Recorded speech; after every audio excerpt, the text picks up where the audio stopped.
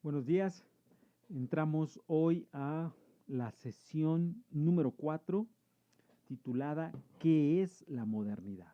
Nuestro objetivo de trabajo en esta sesión es despejar esa pregunta, enfrentar esa pregunta y tener algunas claves de respuesta para qué es la modernidad. Básicamente, al despejar esa pregunta, lo que obtendremos, y que para efectos de nuestra sesión es lo importante, es una distinción entre el orden tradicional y el orden moderno.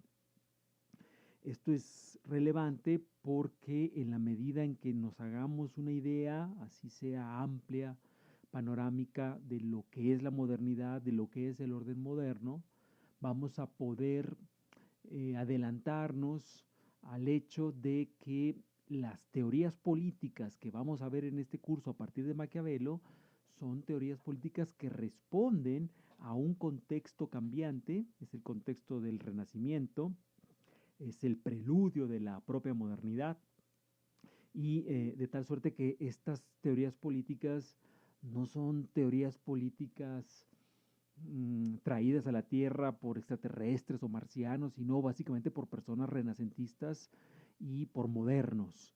Por renacentistas y modernos vamos a entender un tipo de hombres y mujeres con capacidades de pensar lo que sencillamente era imposible, inconcebible de pensar antes del nacimiento de Cristo o durante la Edad Media, porque no había los medios, porque el contexto no lo permitía o porque había instituciones como la Inquisición que se encargaban de desestimular cualquier brote renacentista o moderno del pensamiento.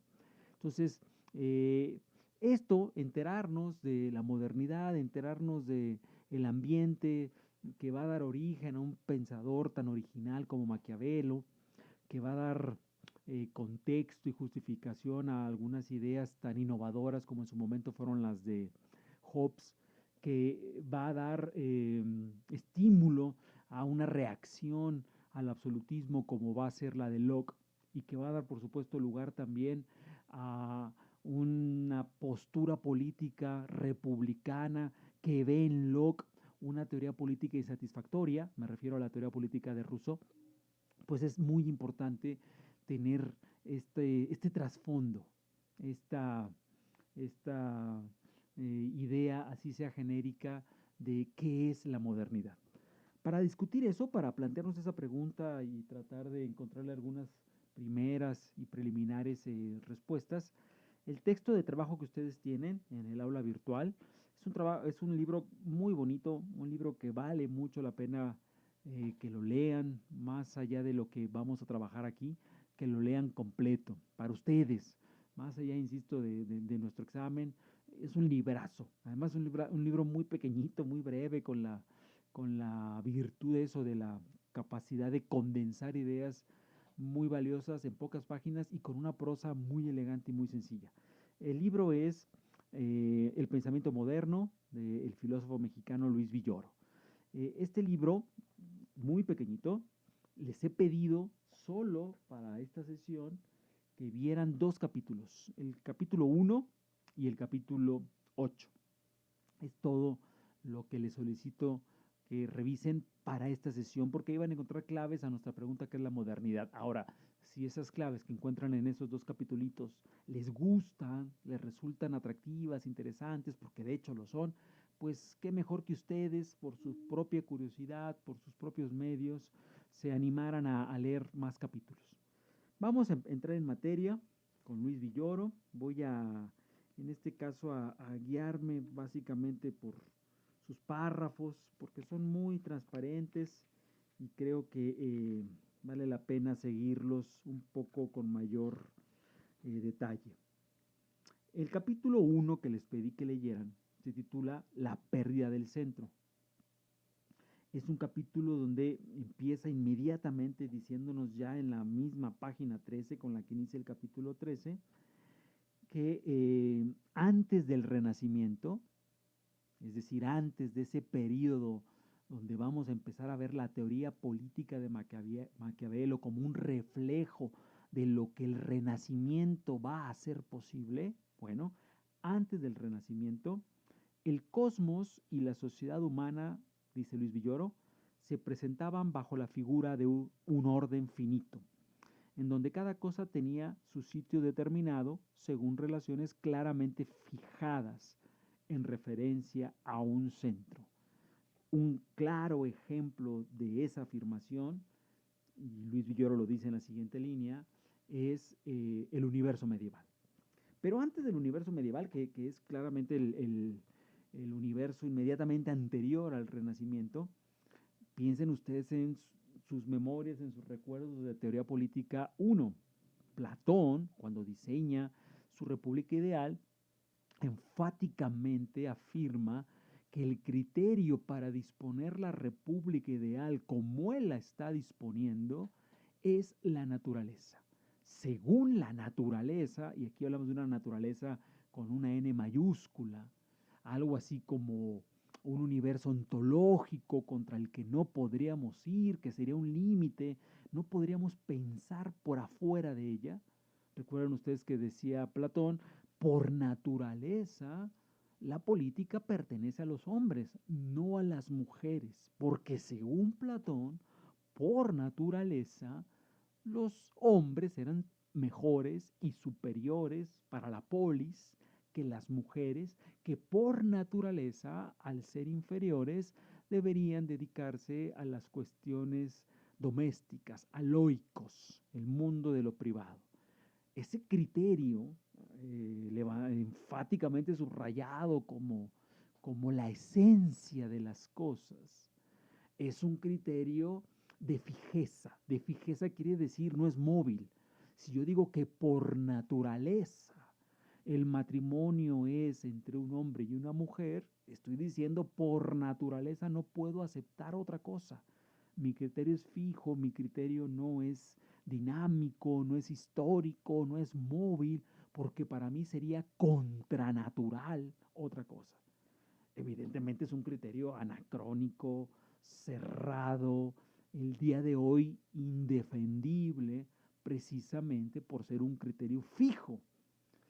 Pero esas ideas durante el mundo antiguo, durante la idea del monoteísmo más absoluto, hay solo un Dios y no se puede aceptar otra cosa, un criterio que va a ser defendido por la escolástica es la filosofía política de la Iglesia y que va a ser defendido también por la Inquisición.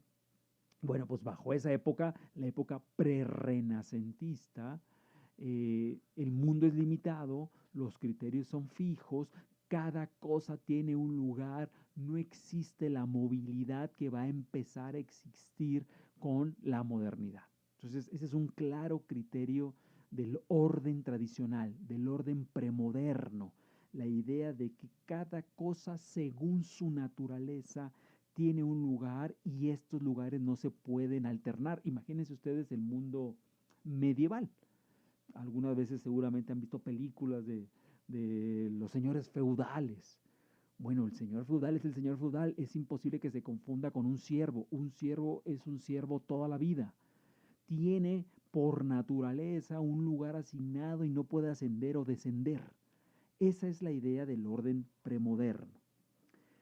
Voy a pasar a otra idea de ese capítulo número 1. El mundo es limitado y tiene un centro, dice Luis Villoro en la página 14. Cada ente obedece a su naturaleza, la cual está regida por leyes que no puede rebasar. Esas leyes se consideran que son absolutas porque están basadas en un criterio esencial, un criterio natural. Es una sociedad, por lo tanto, jerarquizada, en donde cada estamento ocupa su lugar. Hay relación clara entre los siervos y los señores feudales. Jerarquizada, es una pirámide, y al ser jerarquizada y estar dividida en estamentos, estamentos es una palabra que se usa en el mundo premoderno para indicar estratos de la sociedad que no pueden cambiar de lugar, que no pueden entrar en contacto, que no pueden solaparse, mezclarse. Es una palabra que en la modernidad vamos a dejar de usar porque en la modernidad vamos a empezar a usar una palabra que llamamos clases sociales. La clase social, a diferencia del estamento, no es rígida, sino que supone la posibilidad de ascenso, pero también de descenso. ¿Sí? Por eso la aspiración a la movilidad social. Pero esa aspiración a la movilidad social, cambiar mi barrio, cambiar mi trabajo, cambiar mi forma de vida, tener mayores posesiones, es una cosa que solo va a venir con la modernidad. En el mundo premoderno no existe. Dice Luis Villoro en la página 16, en el último párrafo de la página 16. En el Renacimiento asistimos a la ruptura de ese mundo ordenado, el mundo ordenado, jerárquico, fijo, estable, religioso del medioevo. Pensemos primero, dice Luis Villoro, en la transformación del mundo físico. Desde mediados del siglo XV, Nicolás de Cusa sostiene la idea de que la separación entre el mundo sublunar y el celeste es ficticia. No hay ninguna razón para suponer que el cambio y la corrupción solo se den en la Tierra. Es más razonable pensar que una sola ley rige en ambos mundos, de modo que las mismas propiedades de la Tierra las comparte la esfera de las estrellas fijas. Más tarde, Copérnico anuncia la ruptura del modelo arquitectónico de un mundo cerrado. La Tierra deja de ocupar el lugar central, en él se coloca la masa incandescente del Sol.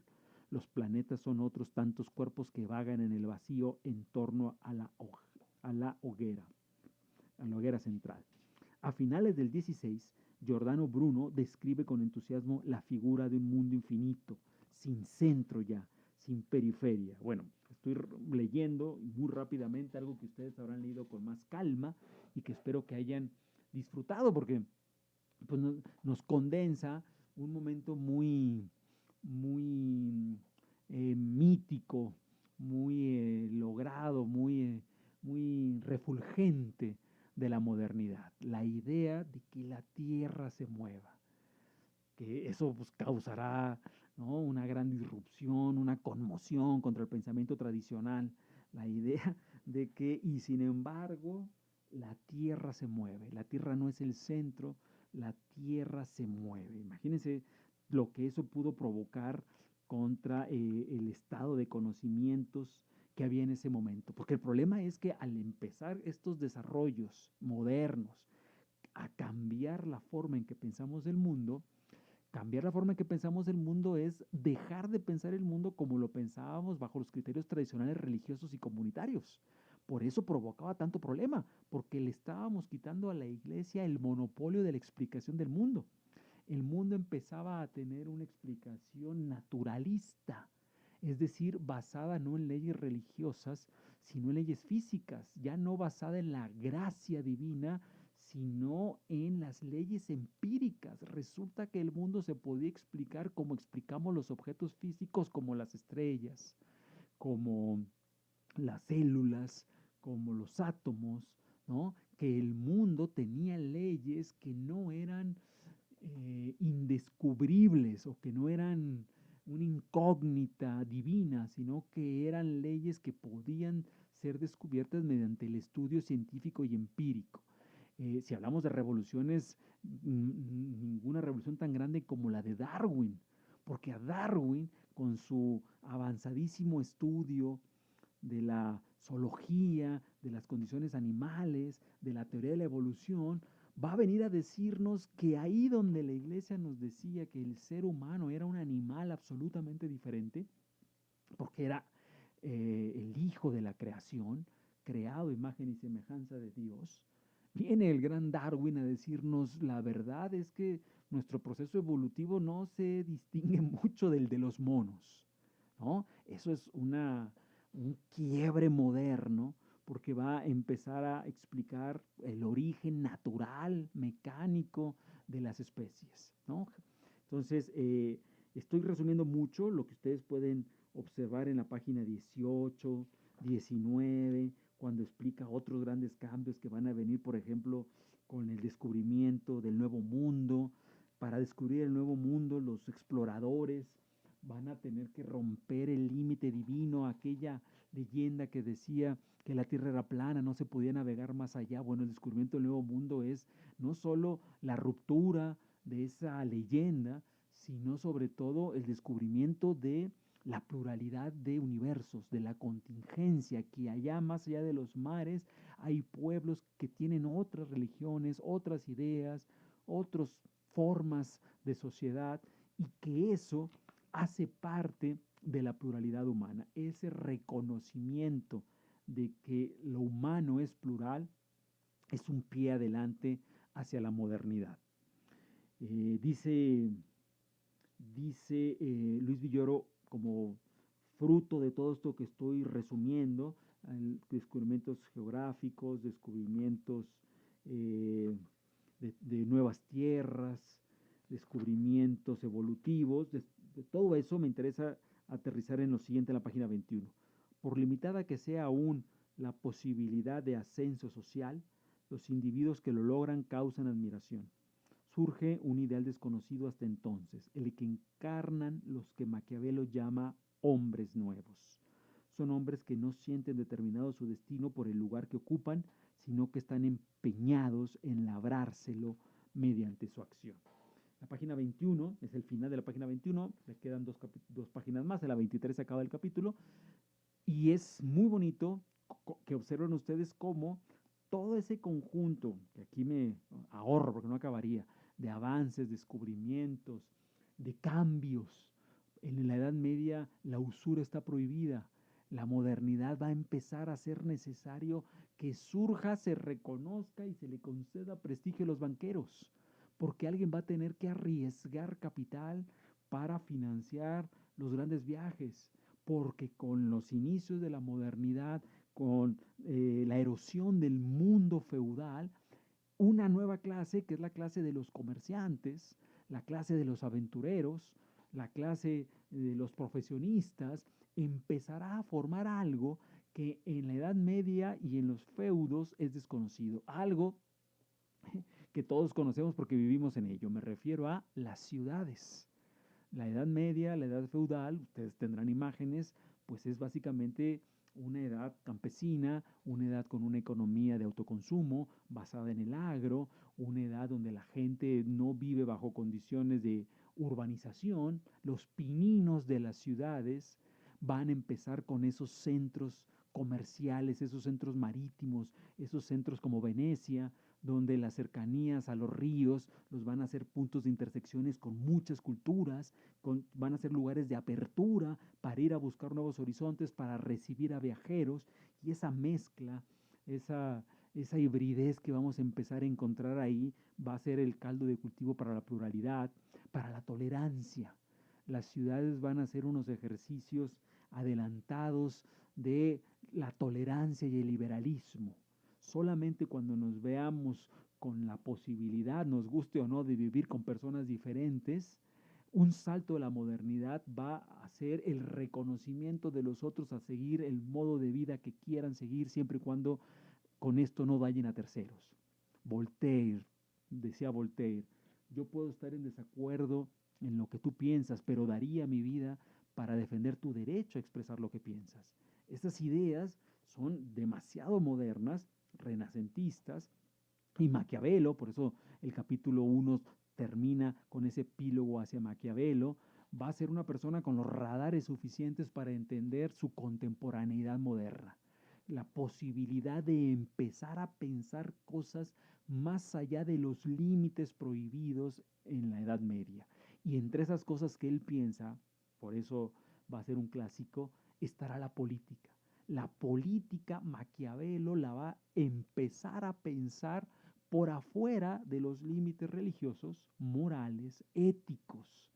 Esos límites que estaban encorsetando a la política en la Edad Media y antes en la Edad Antigua, bajo el Renacimiento y la modernidad, la política se autonomizará. Y eso será uno de los grandes legados de Maquiavelo. Paso ahora rápidamente a el capítulo 8, titulado Características del pensamiento moderno, donde Luis Villoro se plantea qué es el pensamiento moderno. Ustedes van a leer en la segunda línea de ese capítulo, es un capítulo muy breve, de la página 84, la página 91, y en la segunda línea viene la pregunta, ¿qué es el pensamiento moderno? Si ustedes leen este capítulo con detalle, con calma, sin prisa, con las características de la lectura académica que hemos mencionado acá, esa pregunta la tendrán que tener respondida al acabar el capítulo, porque el autor se está comprometiendo con esa pregunta. Por eso la pone ahí.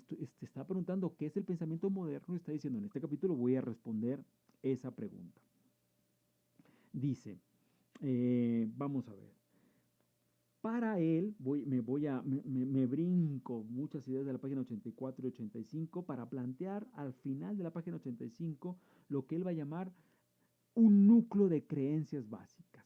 De manera muy resumida, la modernidad será para él un núcleo de creencias básicas. Primero, uno, puesto que hemos llamado figura del mundo a la manera como éste se le manifiesta al hombre, la traza que adopte dependerá de una creencia básica, el puesto que el hombre considera ocupar en el cosmos.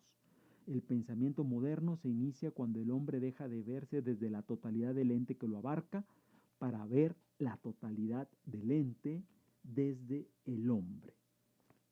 Esta idea, que ahora voy a condensar en 3 o 4 formas de decirlo más simple, es una idea que arrancamos en la página 85 y va a llegar hasta la página 87. Resumido al máximo, el pensamiento moderno implica una visión antropocéntrica. Antropocéntrica quiere decir el hombre como centro del mundo. El hombre no ocupaba el centro del mundo en la Edad Media, lo ocupaba Dios. En la Edad Antigua lo ocupaba la naturaleza, lo ocupaban los dioses paganos. Solamente a partir de la modernidad el hombre va a pensar que el mundo está dispuesto para su propio beneficio, que el hombre tendría derecho a colonizar el mundo. Imagínense la cantidad de límites, de temores que uno se puede quitar de encima si empieza a pensar que el hombre es el centro del mundo y que lo que se encuentra en el mundo está puesto ahí para que el hombre lo colonice, lo domine, lo maneje.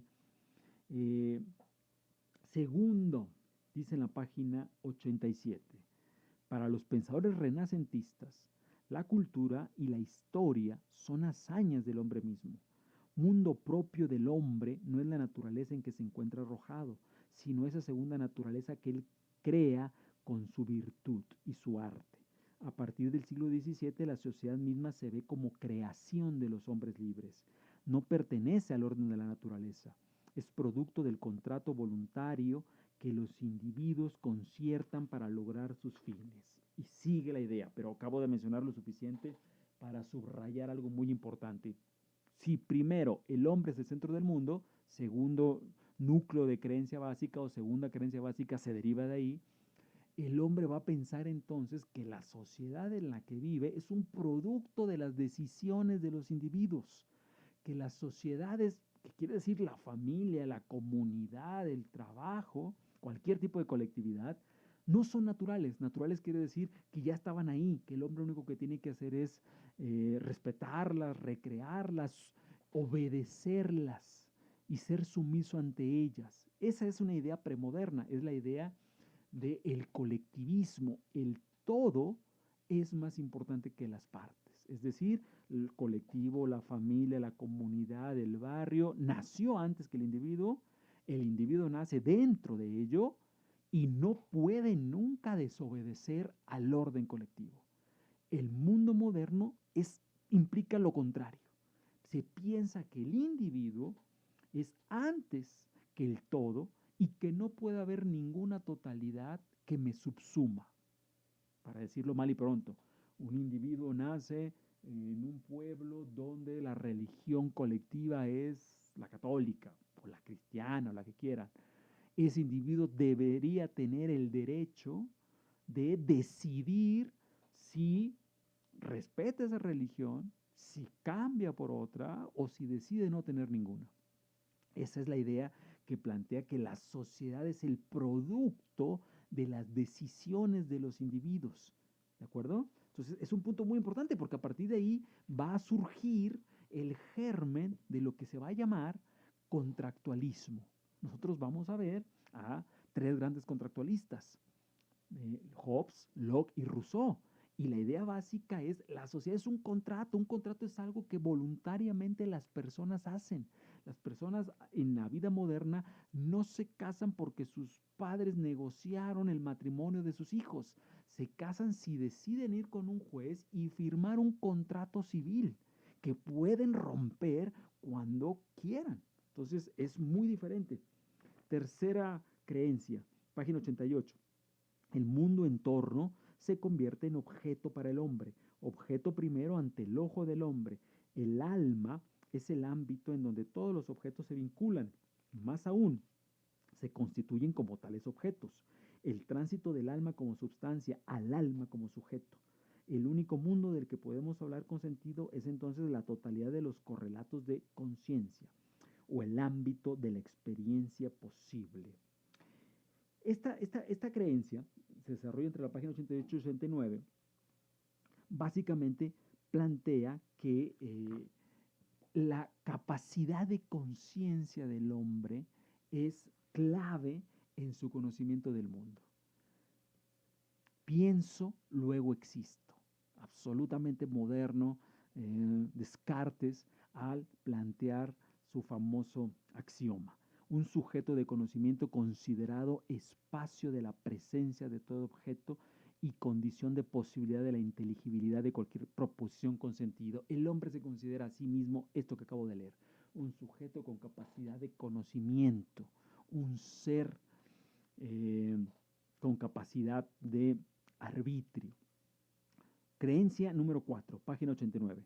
Pero el mundo no solo es objeto para el ojo, también para la mano del hombre. Es decir, el mundo es considerado material, moldeable, transformable en instrumento por el arte y la técnica. El mundo se piensa bajo la modernidad, está hecho para que el hombre lo colonice.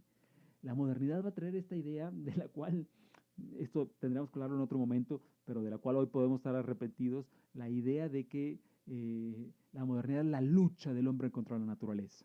Y entonces se pensó durante muchísimos años que el avance contra la naturaleza, el control de esta, la industrialización, el dominio, el gobierno sobre la naturaleza, traería siempre progreso y prosperidad. ¿Ha sido así? Pero también hace ya varias décadas nos hemos dado cuenta que el plantear esa lucha así como si fuera, como si se nos fuera la vida en ello, las consecuencias inesperadas ya las tenemos enfrente, ¿no? El cambio climático, los tsunamis, muchos problemas que han sido consecuencias inesperadas e imprevistas. Pero bueno, esa es la cuarta creencia básica. La quinta, de la página 89 a la página 90. El fin del intelecto es transformar todas las cosas en él mismo. El intelecto no es ya la capacidad de leer en el interior de los entes, sino la posibilidad de ordenar el mundo según modelos racionales. Vean qué interesante idea que se desarrolla hasta la página 90. La condenso. La idea de la razón como el centro, la razón como la arma creadora y explicativa del mundo. Alguna vez lo fue la naturaleza, alguna vez lo fue Dios. Poner a la razón en el centro es va a dar como origen la Ilustración, el siglo del racionalismo y la idea de que no hay otra arma más poderosa que la razón debería ser el eje estructurador, la razón muchas veces disminuida a la razón instrumental, la razón que nos ayuda a crear los instrumentos para desempeñarnos de la manera más óptima en la realidad. Y en la página 91, última página, dice la sexta y última creencia, la nueva figura del mundo se desprende de una creencia central. El sentido de todas las cosas, incluido el del hombre mismo, proviene del hombre. El hombre es fuente de sentido y no recibe el mismo de fuera su sentido. Los entes no tienen un sentido objetivo independientemente de los sujetos, adquieren sentido con relación a estos. Claro, si el hombre crea la naturaleza, la cambia, la gobierna, pone en el centro la razón, el sentido no va más allá de lo que el propio hombre establece. Estas 6 creencias, que les pido que las revisen con calma, constituyen para Villoro el núcleo del pensamiento moderno. Son las características del pensamiento moderno con las que Villoro responde a la pregunta de su capítulo, ¿en qué consiste la modernidad? Con ellas terminamos nuestra ya cuarta sesión. Gracias. Hasta luego.